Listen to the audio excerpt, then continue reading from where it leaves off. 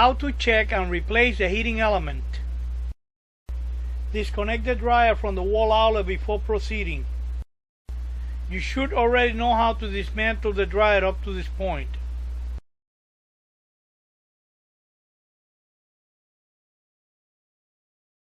To check the heating element, remove one of the wires from the heating element.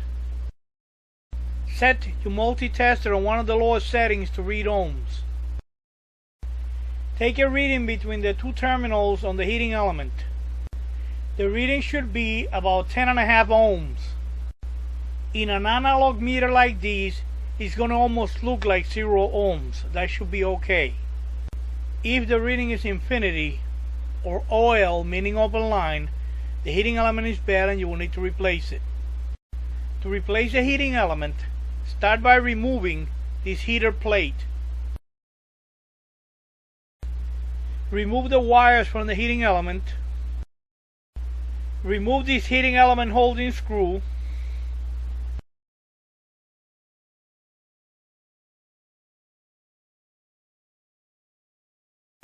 Hold the heater box bracket with your left hand, and with your right hand on a pair of pliers, grab the heater and pull it right out like this. Clean the heater box with a brush or use a vacuum cleaner. Grab the new heating element with a pair of pliers and slide it into the heater box like this until it sets in place. Screw in the heater holding screw.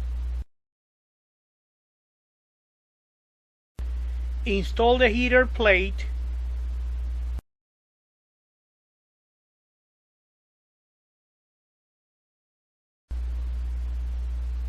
And connect the two wires to the heating element. It doesn't matter which way they go.